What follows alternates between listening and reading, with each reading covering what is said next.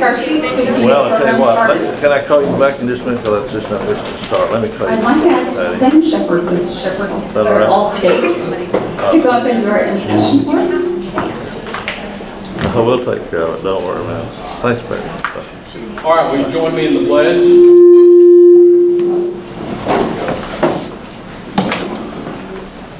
I pledge allegiance to the flag of the United States of America and to the republic for which it stands, one nation, under God, indivisible, with liberty and justice for all. Now, I would invite you for our invocation. Please pray for me. Dear Lord, thank you so much for this time we can gather together in this great community, this community of friends and co-workers and leaders. And Lord, we thank you for the incredible blessings of this community and all that it provides. And Lord, we just thank you today especially. We come together so that we can recognize these exceptional students that have presented themselves to us, and Lord, that have been chosen as our scholarship recipient winners. And Lord, we pray your hand of blessing and safekeeping on them as they start their college journey. And just thank you for the opportunity, Lord, to get to know them and to be able to honor them today. And thank you for this lunch that we'll receive together and the fellowship that we'll have. In Jesus' name we pray. Amen. Amen. Good job. Please be seated. Thank you all for coming today. I'd like to welcome you all to the Murphy Chamber of Commerce Scholarship Luncheon. It's always one of our most exciting meetings to see our scholarship awardees. Today's lunch is provided by Christina's Fine Mexican Restaurant. And I'd like to thank our sponsors, Zane Shepherd with Allstate Insurance, Steve Dalt with Dalt Financial, and Luke Trayvon with Edward Jones. Now, if you guys would like to go back to the back and get your plates, we'll resume in just a few moments. Thank you.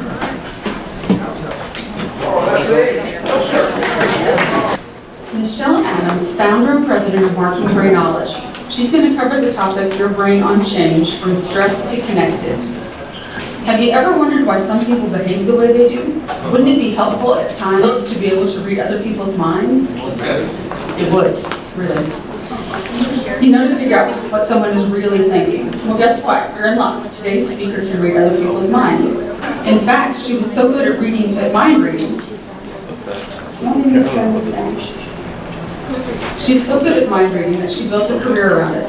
First, she consulted senior leaders at top retailers as the VP of Customer Strategy and Shopper Insights at Frito-Lay and PepsiCo. Then 8 years ago, she left to start her own company, Marketing Brainology. She and her team measure human behavior and non-conscious thinking. Currently, she speaks and conducts globally about neuroscience and neuromarketing to influence positive change within organizations. And today she'll help us become better mind readers and understand the reasons why people think and act the way they do when it comes to the communicating in business and personal. Please help me welcome the CEO of Marketing Brainology, longtime Texan, mother of 3, and real-life mind reader, Michelle Adams.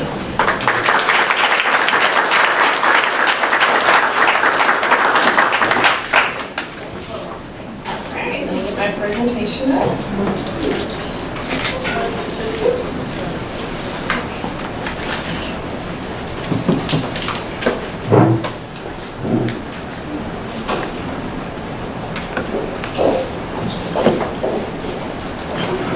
There it is.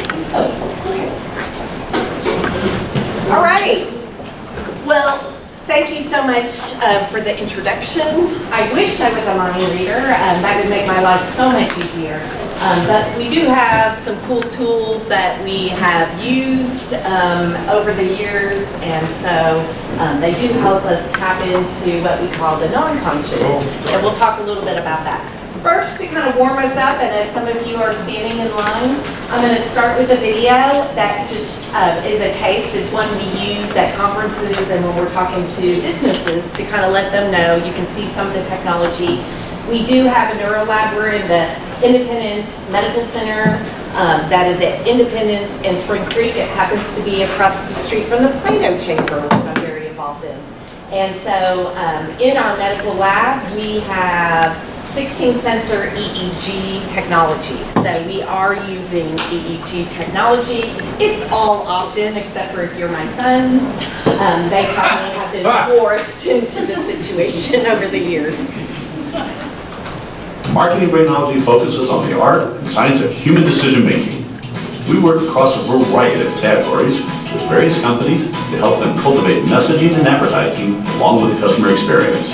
This ensures that consumers and shoppers are connecting with the content that brands want to see, and collaborating with other companies optimizes their return on all aspects of their business investments. The Marketing Brainology Lab facilitates neuromarketing techniques with advanced eye-tracking technology where we can test a variety of advertising and marketing scenarios. What a shopper doesn't see is also important when developing campaigns. It isn't enough to stay in the lab. We want to understand how shopping patterns motivate advertising decisions and future in-store investments.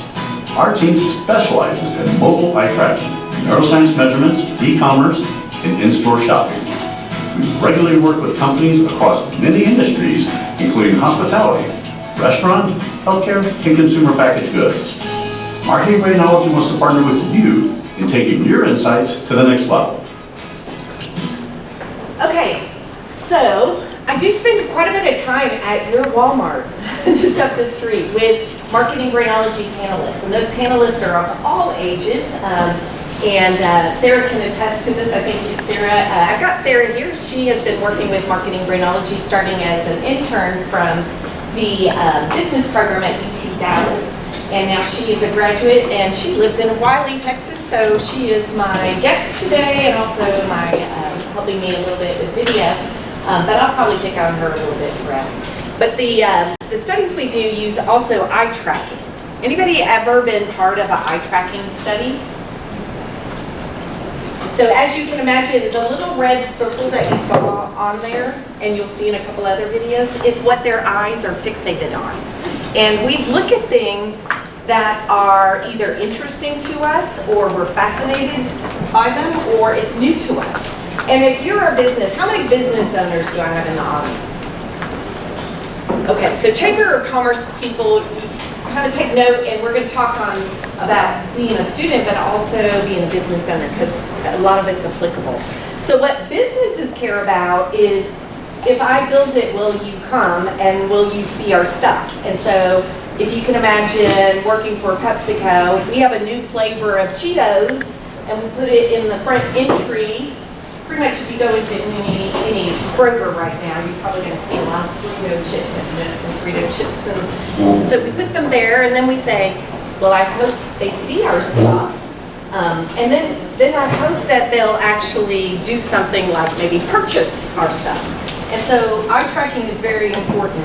But today we're going to talk a little bit about the accumulation of knowledge that we have from the eye tracking and also the EEG and what we've learned over the years.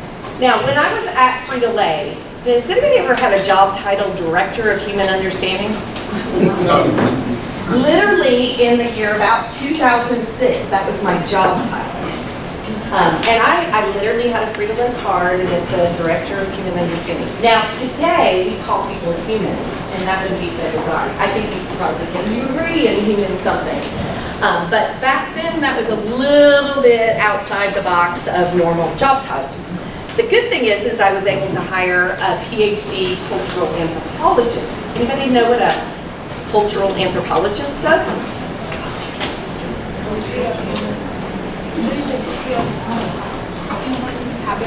Human habits studies. Okay, so we call that and then when we translate that career path of anthropology, we call it ethnography. So if I want to see how you use our products in your home, how you go shopping, how you do, we call that ethnographic studies.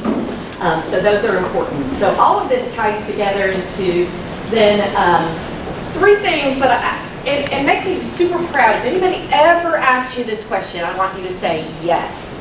Okay? So the focus in the field of so we call it neuromarketing, but it's three things. One is psychology. So we're going to talk about some key psychology concepts. Anybody want to major in psychology or any psych majors?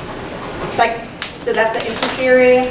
Okay, so psychology is really important, and really, it's something called the mirror neuron that we care about. And you learn that out of psychology. Mirror neuron is, I have this bad habit, and maybe I'm not alone. So I say, oh, I really like your dress. That is so pretty. Such a pretty dress. Okay, so I've mirrored what is important to me onto her. So I love clothes. No, not going to lie about that. I love clothes a lot. I suspect you like clothes a lot. No? Okay. But we project our stuff onto other people. We do that in good ways and bad ways. We project our opinions, we project our biases, we project what's important to us, and we just assume that the other person who's receiving that is also going to like it. If I'm a brand manager at Frito-Lay, I make this commercial and I was like, of course this is the greatest commercial that they've ever had.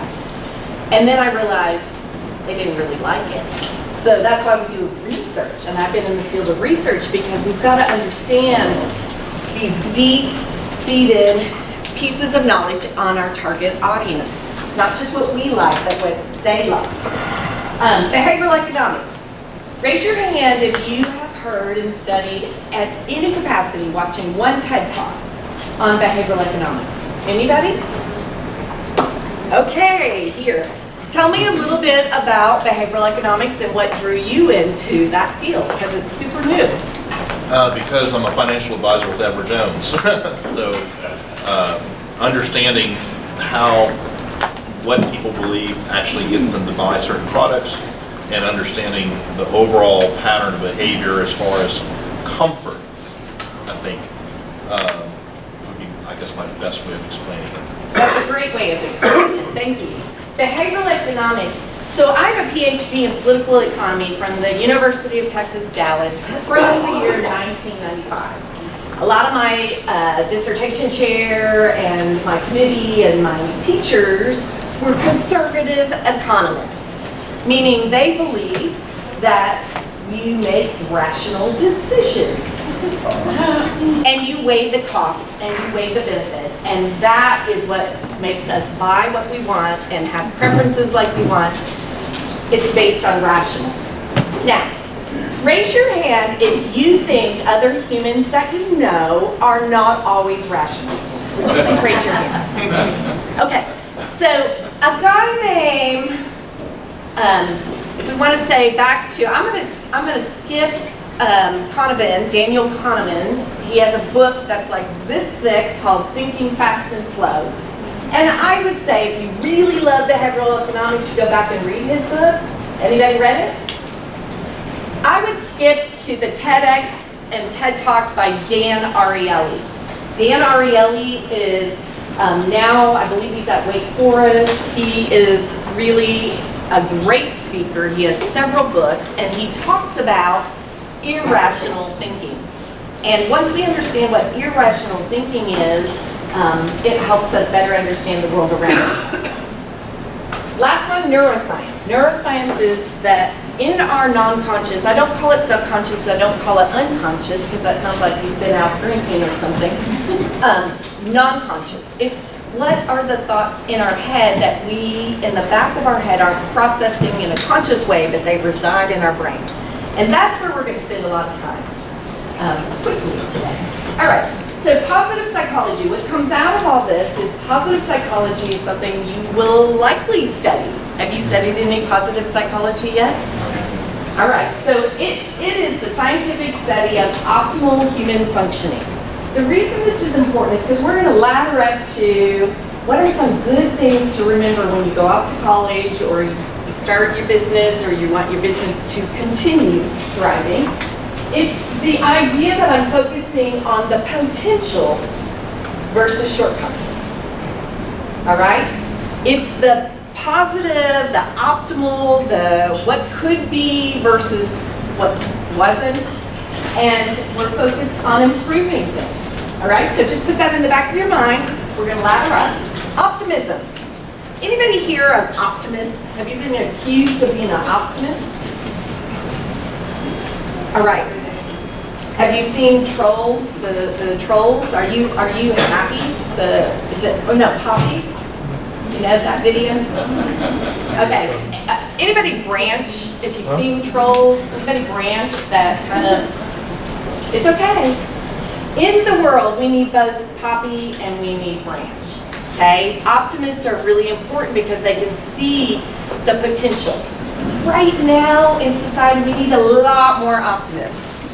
It's okay that the gas prices are what they are. It's okay, it's gonna be okay. We're gonna get through this, and we have to stay optimistic.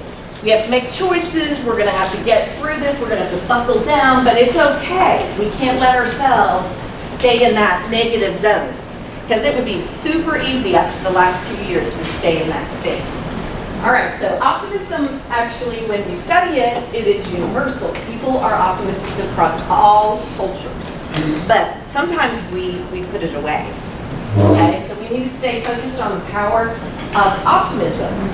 It is connected to better health. It is connected to so many things, because what I want to leave you with in this short time is that your brain has the ability to choose.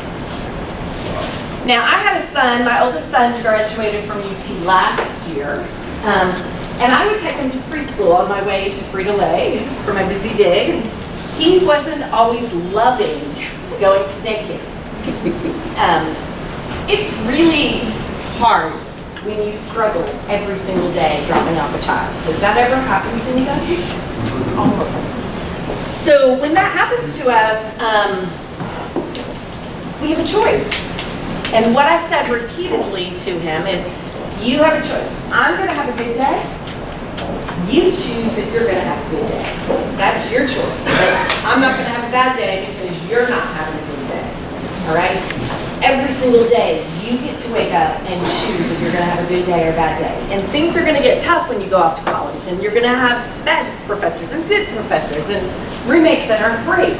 It's okay because you choose your destiny every single day. Your brain has the power of overriding those negative influences. Framing, back to the gas, all right?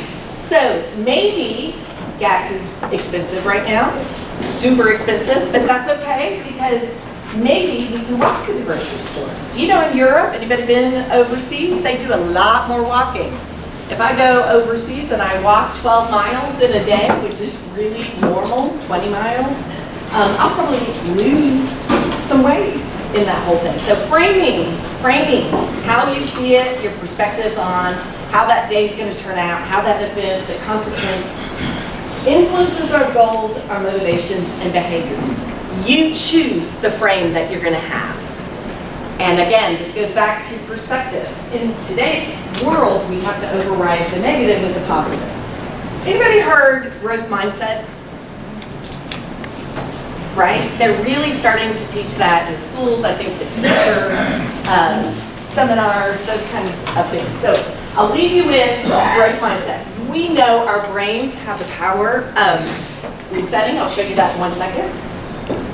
I can try a different strategy. Is this really my best work? This may take some time and effort. Okay, we're going to focus on growth mindset. You have the ability at any age to, again, override the fixed mindset. I can't, I won't. Those words need to be deleted from your brain. Now, I did a whole TEDx talk on how many words are in our head every single day. We have, on average, 50 to 80,000 words in our head. And the majority of them are negative and repeated day to day to day. I can't, I won't, I'm too fat, I'm too ugly, I'm too this. Whatever narrative somebody put, some phrases in your head, we repeat them. And every single day you have the opportunity to override that and choose the opposite of it. I can do this, I will do this, I am good enough. Coping. Coping is subjective. So when we talk about coping, hope, optimism, emotional intelligence, at this point, you students, where are my students? Raise your hand. Okay? You've done the hard work. You're here. You've had success. Now we need to work on the emotional intelligence, and you might have that too. You might be just this bundle of cognitive and emotional excellence. But a lot of us, especially because we were locked in our rooms for years, working on Zoom, we didn't flex that muscle of emotional intelligence, being able to read a room, being able to read people's facial expressions, being able to connect with others. So when we talk about why we need to do all this, we need to practice and we need to force it. You guys are here today. Okay, did anybody have an adjustment putting on real clothes? Maybe things didn't fit quite the way they fit 2 years ago. I think we're all waking up to that. That we're just having this adjustment period. All of us are suffering. All right, power perception. So let's go back to projecting. Each day when you're meeting new people off at college, you're going to project what you know about somebody based on the way they look, the way their mannerisms, their voice intonation, and you're going to judge them because that's what we do. Our brains take short cuts. And it's just a habit we get into. You need to pause and say, let me go and dig into it, not judge the book by the cover. So first impressions are important. I see that your parents probably made you dress up a little bit today. You're looking good, all right? But just keep in mind, first impressions do matter because we are a world of first impressions. We do read the book or judge the book by the cover and not read the contents always. So we have a job of digging deeper, going deeper, but just know that's what the world does. Conscious, non-conscious, I'm going to skip quickly so we can stay on time. Let's skip Actually, I'll show you this one. This song, I remember them playing junior high thing, and it was so, it meant something as a junior high schooler, like, oh, it's going, and then now the nostalgia of the songs coming to a check. All right, so next we're going to talk about triggers and how our brain holds pieces of information. So when, this was a Amazon ad, and they used some cool old music, and they did a really good job of bringing back memories and parents, and then also selling really cool 70s t-shirts to kids, like AC/DC and some of the bands. So they do a really good job of bringing back memories and then connecting them to the next generation. The stress in the brain. So this is our technology, and the benefit that we get is when your eyes are closed and you shouldn't be thinking about anything, but your brain is lit up like a firecracker. That just shows us that at night when you try to go to bed, you don't shut your brain down. You need to learn how to override that processing, because that can cause a lot of stress. Now, stress, we're not going to go into this today, but stress impacts the immune system. Have you ever heard about that? So it's all linked. No sleep, I thought, was a competitive advantage. I literally would sleep 4 hours when I had a really stressful job, and I thought it was okay, and I thought it was a competitive thing. But the reality is our brain needs sleep. Our body needs sleep. Our immune systems need sleep. So if you guys just came out of AP exams and finals, were there any nights you slept a little less? About normal. Huh? About normal. About normal? Okay, so sleep. Sleep is super, super important, even in college. And even as grown-ups. Sleep. All right. Ironically, a lot of the research they've done says that viruses with damaged immune system react. So there's a lot of reasons why you need to keep your body healthy, you need to keep your sleep in check. So when we think about things that cause us stress, there's things that we should be doing. Exercising. Okay? You just said you went out and took a walk? On accident, but yes. Okay. Yeah. The exercise is part of, because it's all interconnected. So you need to do that. I've got, Nadia knows this inside and out with her expertise. All right, plasticity. What I want you to know, we're not going to go into male and female brain, but what we are going to talk about is just know that our brains react differently to content. So I don't care who says my brain is exactly the same as the opposite sex. It's actually not.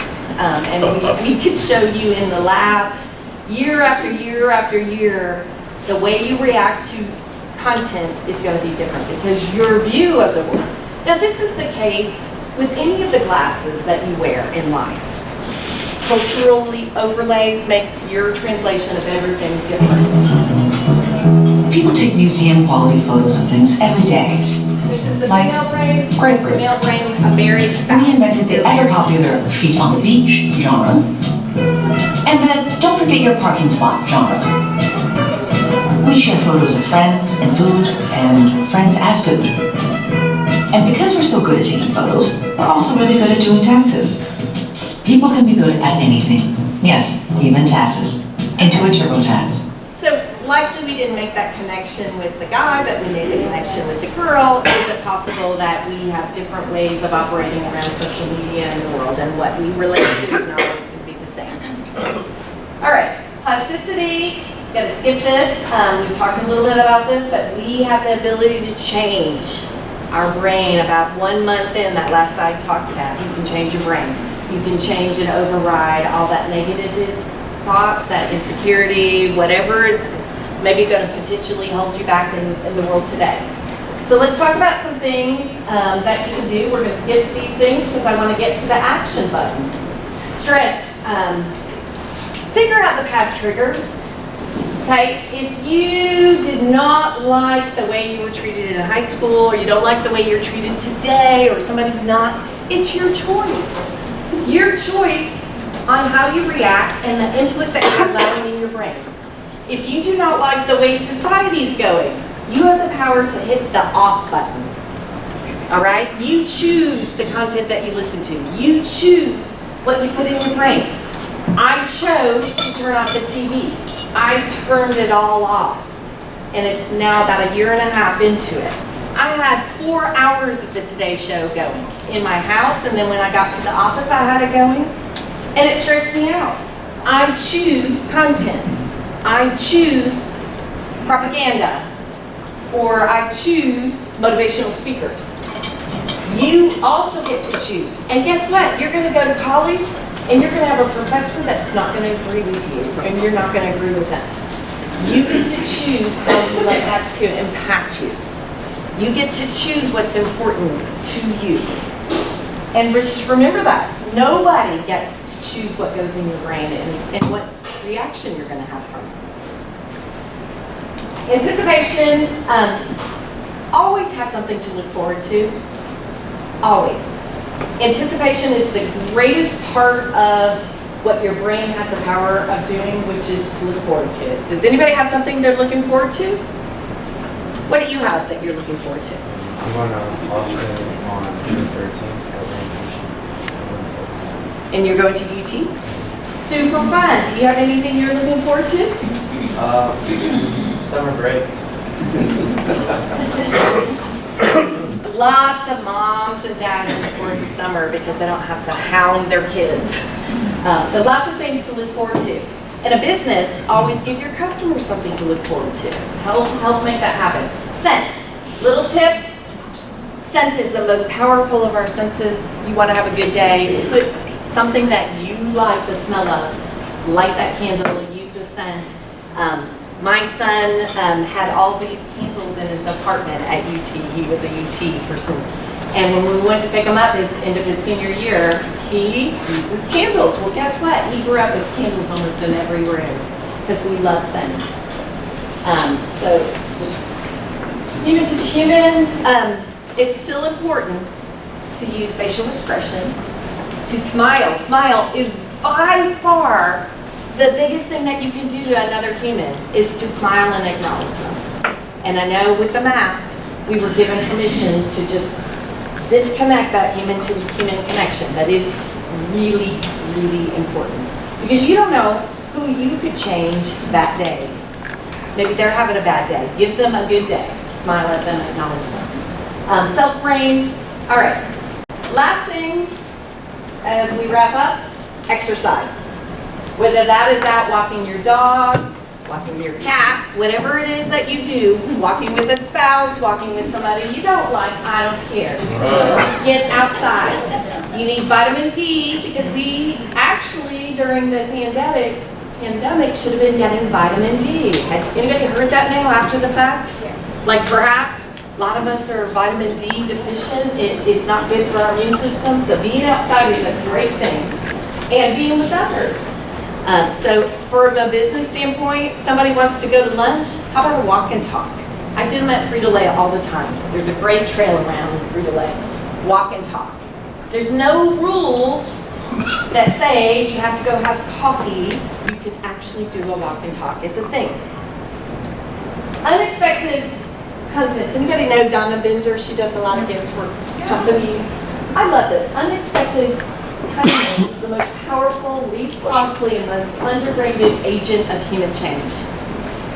Reason we care about that is because it's not about the gifts.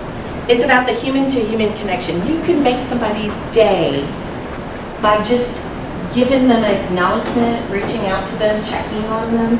So this is super cool. This story that she shared about a $4 coffee.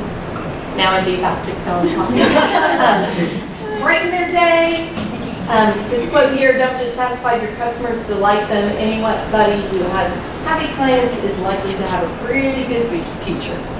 And the reason you want happy customers is they're loyal, they come back, they recommend others. It's the most powerful way you can grow your business also. But you can also grow your network as a student by those same tactics. So at the end of the year, have you guys maybe picked out your favorite teacher that you had? A little tiny note to them would make their day, and they'd keep it. I was a high school teacher too, and I taught college for 15 years. It was a lot of effort, a lot of work, but when I got those shout outs, it means everything. And I do say thank you from students. So it's powerful. So what we're going to end with is the basics. The brain clamors for connection. Let's bring that back. If we're going to get through to the other side, we need connection. We need to figure out ways to reconnect. Figure out what they like. Project their stuff, not your stuff on them. Project what they like. And then what is it that you can do to give them something today, this week, next week? What is it that you can make a difference in their lives? And grads, you face challenges and accomplishments, so you should be super excited about that. You've learned important lessons, especially going through COVID and doing the Zoom and all that. You learned that you could persevere and get through it to the other side, and that's why you're here today. And adversity makes you stronger. So we put these up and let you look at them, but I'm a huge believer that you start your fan club now. So hopefully you're on LinkedIn. Hopefully people that you met today at your table, maybe, can I link in? Right? Is that in your vocabulary yet? Should be. Can I link in? Everybody will want to help you. And why not build your fan club really young? Now's the time. Take advice from others. You know what? Students, if you're sitting here today, will you turn to your left or right and thank your mom or your dad or whoever's here? Because honestly, you wouldn't be here without them. So now's the time to say those thank yous and be gracious, be a continuous learner, stay involved, be grateful. Be really grateful, because that will take you to all kinds of places. And most importantly, believe in yourself. You can do it. You are optimistic. You do have coping strategies. And at the end of the day, it's your choice what kind of day you're going to have. So I'll leave you with a great day. It's Tuesday after all. Thank you.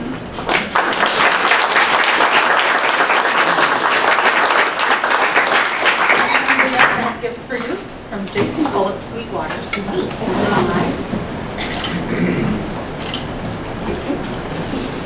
When you're on your way out, you should stop by Sweetwaters. It's in the Lowe's parking lot, in front of Country Road. So I'd like to thank Michelle for coming. We always learn more about communication, especially with having that disconnect with people over the last 2 years. I'd like to bring up Luke Trayan. He is our sponsor for the day. He's got some great things for us.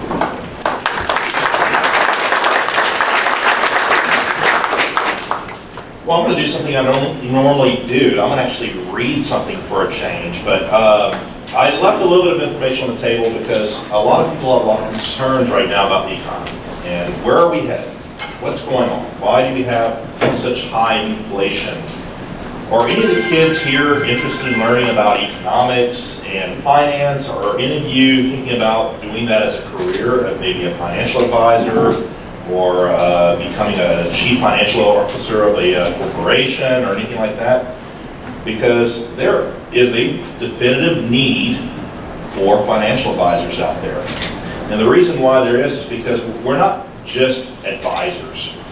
We are behavioral specialists in a way. And that's why when Michelle brought up the question about TED Talks and learning about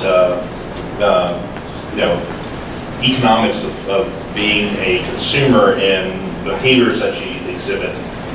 It's so vitally important to understand that, not just in business, but from a financial advisor perspective, to understand when people are more comfortable in understanding what's going on, they're going to be more apt to make the right decisions. So I know that there's a lot going on in the world. You know, you've got Ukraine, you have oil prices. Everybody hates going to the gas pump right now. You have great unemployment numbers, but companies can't find workers. And so they're also having supply chain issues. So being able to produce stuff. So I am going to read this excerpt from a letter from Jim Fullerton.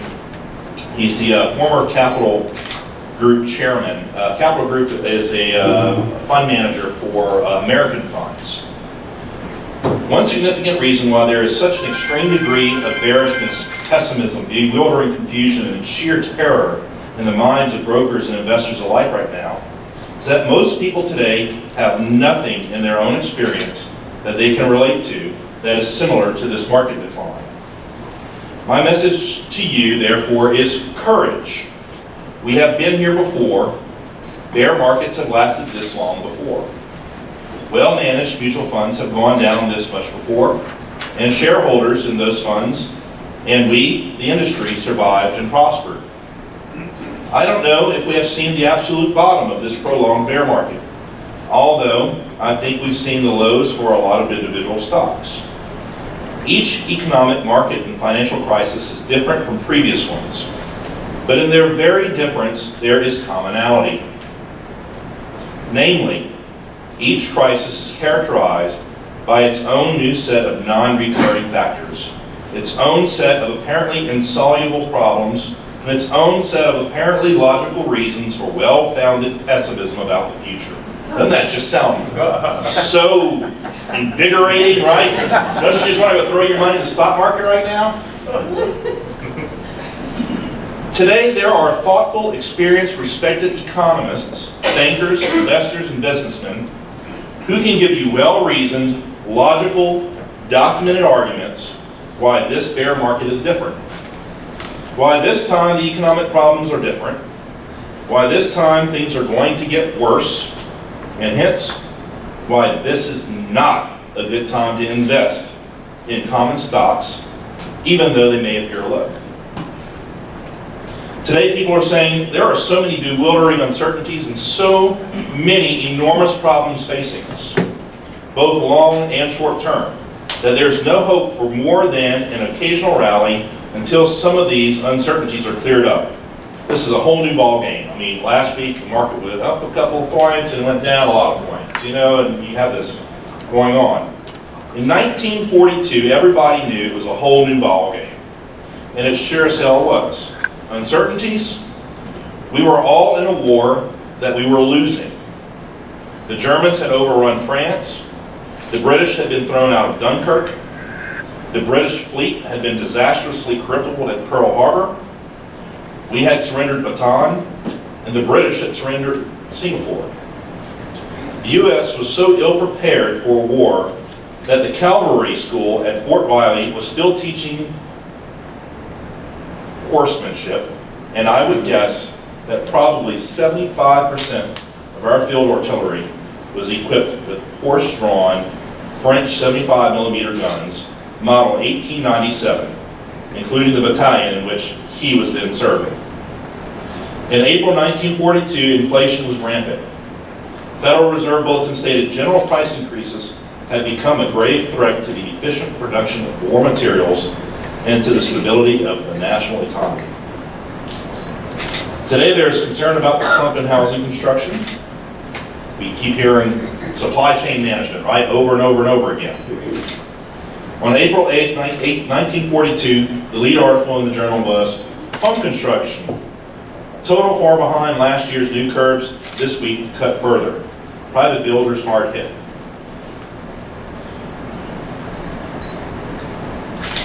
What turned the market around in April of 1942? Simply a return to reality. Simply a slow but growing recognition that despite all the bad news, despite all the gloomy outlook, the United States was going to survive. That strongly financed, well-managed U.S. corporations were going to survive also. The reality was that those companies were far more valuable than the prices of their stocks indicated. So on Wednesday, April 29, 1942, for no apparent visible reason, investors again began to realize reality. Some people say they want to wait for a clearer view of the future, but when the future is again clear, the present bargains will have vanished. In fact, does anyone think that today's prices will prevail once full confidence has been restored? That comment was made 42 years ago, well, this is a longer time before that, by Dean Whittier in May of 1932, only a few weeks before the end of the worst bear market in history. Have courage, we've been here before, we have survived and prospered. The reason why I wanted to read this today is because you have students that are going into a very uncertain marketplace, right? You've got people that are going out into the world, and they're going to be going to college for 4 years and spending a great deal of money on education, coming out and looking for great opportunities to get good paying jobs, and making sure that they have enough money to retire at some point in time down the road. This letter, believe it or not, was written in November of 1974. Sounds really familiar, doesn't it? A lot of the same tones that we hear today when you turn on the TV. I love the fact that Michelle brought up turning off the news. It's a great idea. I encourage it highly. The news is paid to sensationalize. Their sponsors pay them. They want viewership, so they will sensationalize everything. The truth is always somewhere in the middle. You've got to be able to step back and realize, okay, take a deep breath. The economy will recover. We will recover. We will move forward. Have courage that when you go out into the world and you're going to get new jobs, that you will be able to come out far ahead. You don't know if you're going to have a financial crisis like we had in 2008 or a year like this year. Worst start to the year since 1932. And you're going to have a whole lot of comments out there, a whole lot of pundits, a whole lot of people. You'll even hear people like Warren Buffett talk about how financial advisors, he would bet his money on monkeys throwing darts rather than on a financial advisor. I have news for you. The right financial advisor is a great behavioral coach because they teach you the behaviors to exhibit in a down market versus an up market, and when to look at what's going on, take the emotion out of investing, and make sure that you're making sound decisions based on quality, not just because everybody says you should invest. So Luke Tron, I'm a financial advisor with Edward Jones. Paul Brown is here with Edward Jones as well. You've got Steve Mendalt with LPL Financial, with Adult Financial Group. I encourage you, if you haven't had a chance to sit down with a financial professional, even as a youth, somebody that's getting ready to go out to the real world and start going through college, I encourage you to sit down with one of us. Have a conversation about, hey, what should I expect? I'm more than happy to sit down with anyone that has questions. Our time is no cost, no obligation. It's simply to help you make good, sound quality decisions. There's some information on the tables. rates at a glance, and also MFS produced a great piece showing you different times in the market of when there was a huge crisis and what to look forward to 1 year, 5 year, 10 years forward. So thank you very much. If you got any questions, let me know afterwards.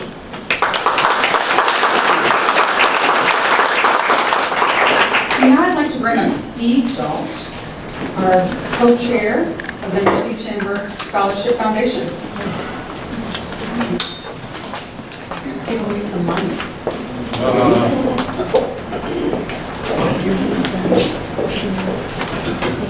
Thanks, everybody. Today is my favorite day of the year. We have so many fantastic kids here in the city of Murphy. This is only 8 of them. Every year, this is the first year we've done 8. We've done 6 in the past. And every year we say, darn it, there's so many great kids, we wish we could give more scholarships. And the same thing happened this year. So every time we increase, we still run into that same problem. There's people that we wish we could give more to. The Scholarship Foundation is all volunteers.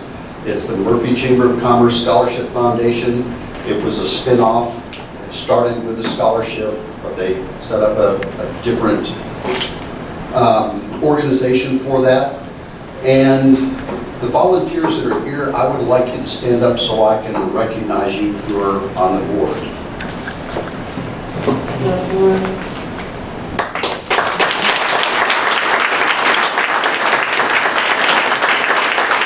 So we have Zane, John, Luke, and Karen are all that are here today. But thank you all for all that you do. We couldn't do this without you. I would like to give a special thanks to the city of Murphy. Without them, the Scholarship Foundation would be so much smaller. They are fantastic in helping us with Pumpkin Chunkin', which I don't know if anybody knows what that is, but it's a ton of fun, and we raise a lot of money for our scholarships at that. And so thank you, the city. Tunes, Tales, and Ales has stepped up and sponsored us as well, which again is part of the city. So thank you so much, Mike, for what you and all of the city and council people do for us. We appreciate it. And Kayla, I don't see Kayla here today, but Kayla does a fantastic job. So those are my thank yous. I want to talk about the kids that are here today, and they're really not kids, they're young men and young women setting off on their next great adventure. And I just can't say enough about them. What I will say, for brevity's sake, because we're running a little bit here behind here, all of these kids, if you don't know, we evaluate these kids on 5 different criteria. 1 is academic, 2 is work, 3 is their school activities and volunteering, 4 is need-based, and then 5th, we have them write an essay and tell us, what are their goals, how would this help them achieve their goals, what kind of a need that they have. So based on those 5 criteria, we come up with our winners. We look at all the applications blindly. We have at least 3 people score every one of them, and then they're ranked, and then of course, right there, at the edge, we've got all these kids that are so close, it's just like, boy, I wish we had more. I want to say congratulations to all of you. All of these kids are fantastic. They all had work experience. They all did a fantastic job on their essays. They all did numerous volunteering activities. So instead of repeating that for all 8, I'll just get that out right up front. So this is in no particular order. It just happens to be the way the index cards are in my hands. So Rowan Aladad. Here's Rowan.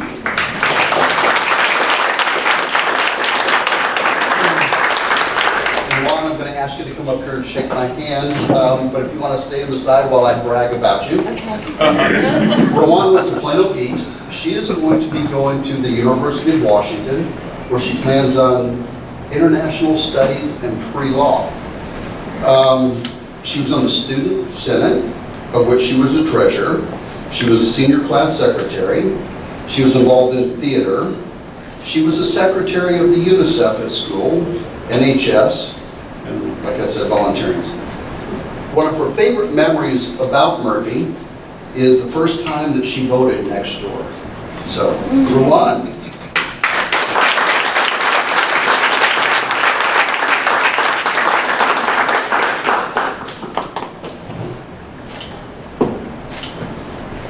Thank you so much. Do you want us to have him stay up here so we can do a group picture? No. We're going to do a group picture in case I didn't get around to everybody. We're going to do a group picture in front of the high school, or the whole high school, afterwards. So there's not really a good place to take a picture. So have a seat. Congratulations. Thank you.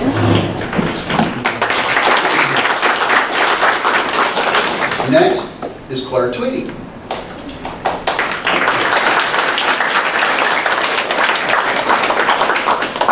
Claire went to Plano East. She is going to be going to school in DePaul, which in case you don't know is in Chicago. She's going to study journalism. She was in theater as well, where she served as president. She was on the school newspaper as editor-in-chief and NHS. One of her favorite memories of Murphy was her first 5K run with her dad and her brother at Mays Days. Claire?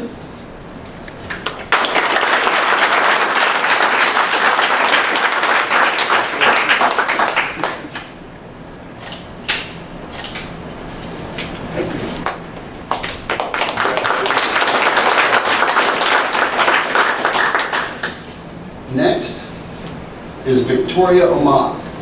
Victoria?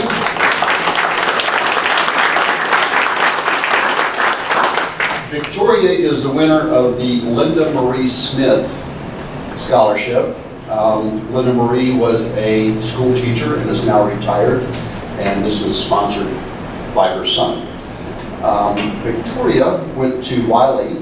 She plans on going to UT, or is, not planning to, is going to UT Austin, where she will be studying biology and pre-med.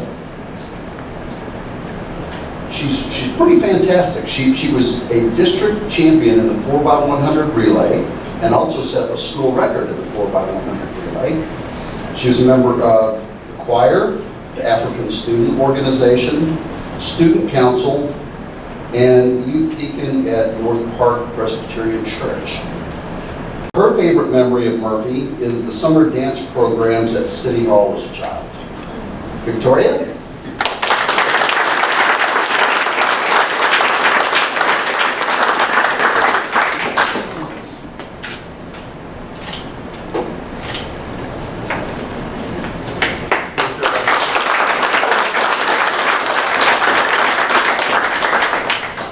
Next is Eric Rice.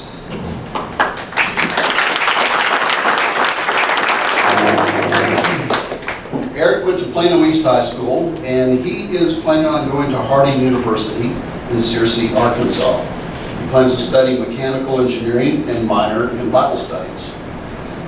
He was a member of the Young Men's Service League, NHS, band, where he was a drum captain, and that was at McMillan. He was in the CARE, or Care Church Youth Group, and an upperclassman leader, and also played keyboard at the church. His favorite Murphy memories is going to Mays Days.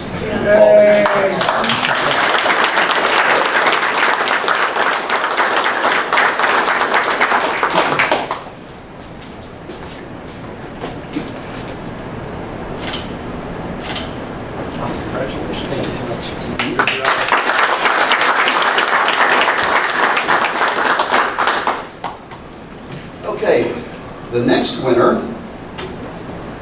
is the winner of the Sweetwaters Coffee and Tea Scholarship, Michelle Fugbo.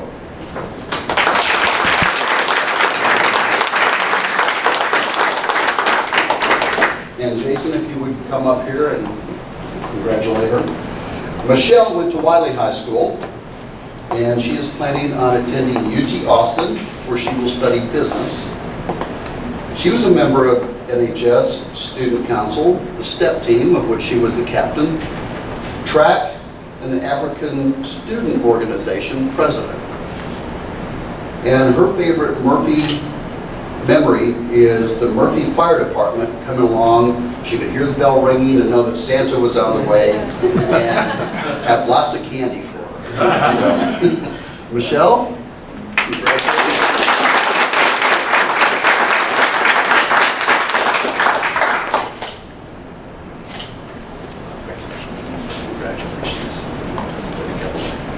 Yeah, I guess.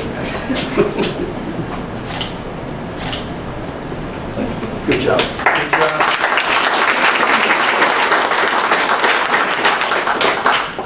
Next is Hayden Phillips. Hayden?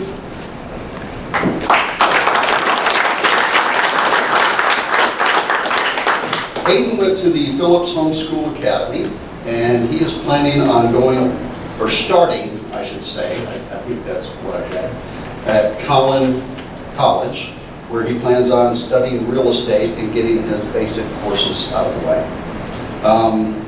Hayden played basketball, golf, was a student group leader at Murphy Baptist Church, and as well as everybody else, very involved in volunteerism. His favorite memory of Murphy is the Summerific Fun Festival? I didn't write it down. Summerific Fun, which is held at First Baptist Murphy, where he helped the kids with playing games and doing Bible studies and such. So, Hayden, congratulations.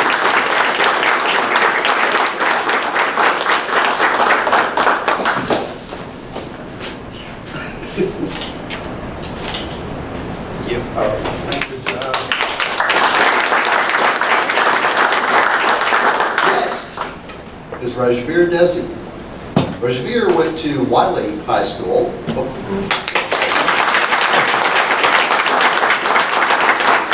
Sorry, I didn't pause for everybody to clap.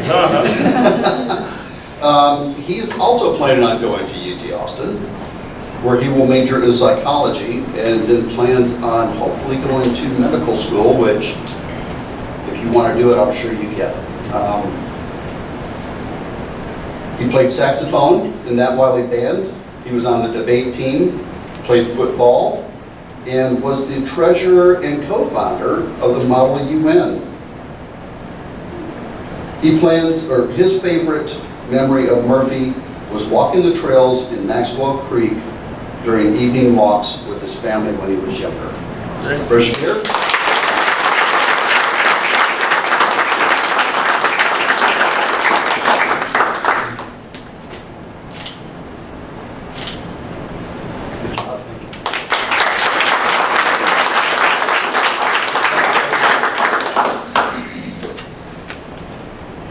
This wasn't on purpose, but the last winner is the Adult Financial Scholarship winner. Just draw the cards. Lauren Jones. Lauren.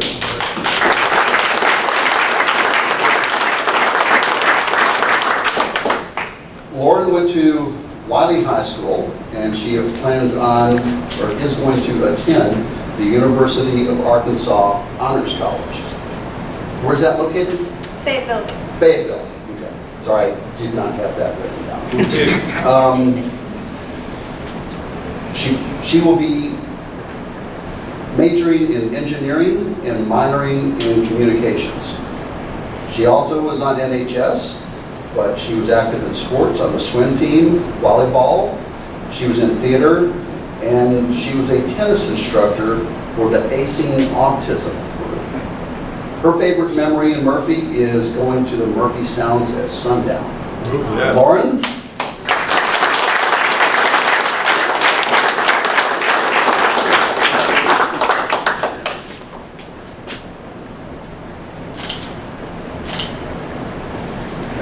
Thank you. One more time, if y'all would stand up, our 2022 scholarship recipient.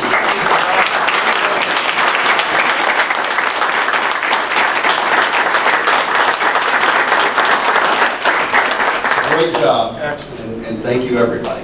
Thank you, Chamber. Thank you for all of you who help support us throughout the year as well. I know many of you do. Thanks. Thank you.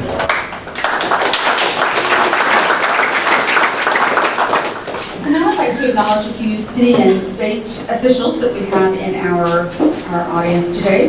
We have Jenny B., a council member. Just a little wave, Jenny.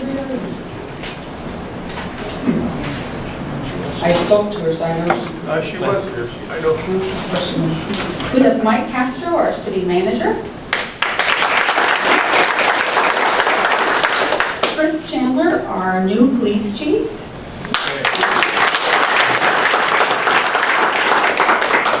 And are there any first-time visitors, new businesses to the chamber in attendance today?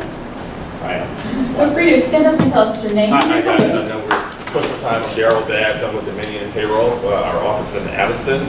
We do payroll, HR, business solutions for small companies, size 50 to 250 employees, on up to actually 4,000 employees. So I attend events like this just to kind of get to know business leaders in the community and things like that. Thanks for coming. Well, thank you. Now, some of our favorite volunteers are here. Can I get any ambassadors in the room to stand up?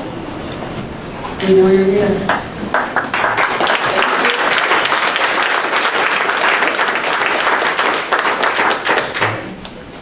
And then we have an Ambassador of the Month presentation from Julie.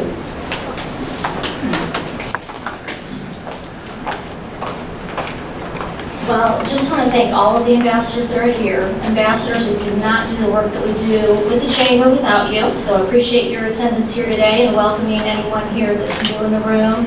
But we do have someone I want to recognize. We, time to time, do some recognition monthly, quarterly for ambassadors that have gone above and beyond. And this month I want to call Rich Baker.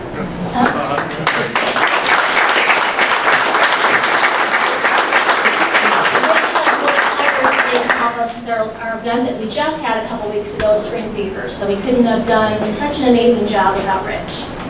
Good job.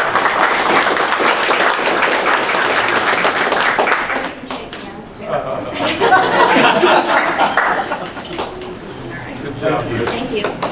And there's a little gift in here from Sweetwaters.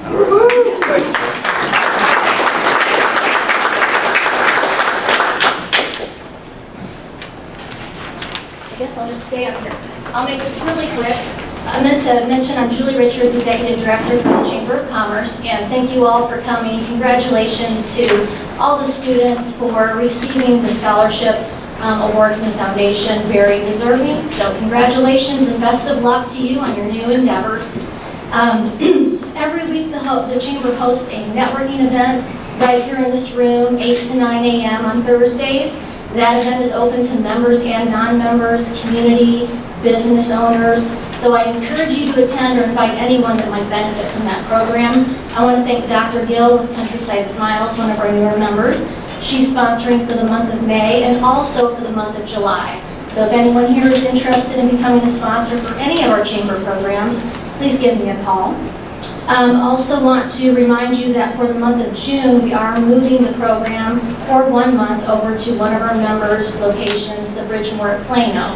So if you regularly attend, make sure starting June 1st, that starting the week of June 1st, we will be over there for the month of June. They will be our June sponsor. Coming up, we do have a couple ribbon cuttings in June. So June 16th, we have Countryside Smiles. We'll be doing their ribbon cutting at 4:30 at their location, I believe at 222 East FM. And then also Bridgemore at Plano will be having their ribbon cutting June 23rd, 9 a.m. just after the card exchange. They also have a grand opening event this Thursday, May 19th from 4 to 6. They're located just on the edge of Murphy, just over the here on the Plano. So if you know where Heritage Drive is after you are at Baylor Hospital, they're located in back of that subdivision there. In July, you may have seen some of the flyers going around. We are hosting a second annual camp for young entrepreneurs. It's a leadership opportunity for anyone between the ages of about 9 and 14. We're having 2 camps this year. And so I'd encourage you to go to the Chamber website for more information, murphychamber.org, and we are setting dates and details now. If you know anyone that might benefit, we'd really love to have them call the Chamber and ask. Great leadership opportunities, and we're really excited for the continuation of a new camp this summer as well to add. And then last but not least, we do have another program we will be planning for August. Details are underway. Always check our website for details on where and when that's going to be happening. And that concludes my comments. We just want to end with a door prize. So let's get to drawing. So thank you, East Plano Murphy Pet Hospital, for your donation. I'm going to draw a name. Hopefully you have a pet that will be eagerly awaiting these treats. If not, we can draw for the second. Okay, Hakim, I'll say the name wrong, Alahad. We do not have a pet. You don't have a pet. Okay, well I have a Christina's $5 off coupon for you. Okay, let's draw again. Local lead, Charissa, do you have a pet? I do. Yeah.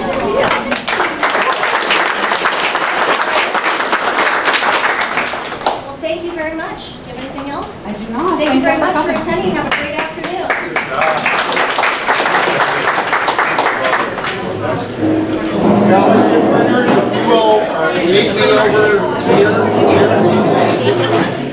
Congratulations.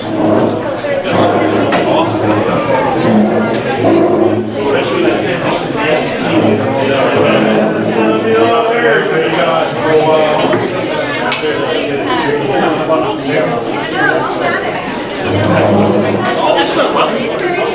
Well attended. Good crowd. Good students.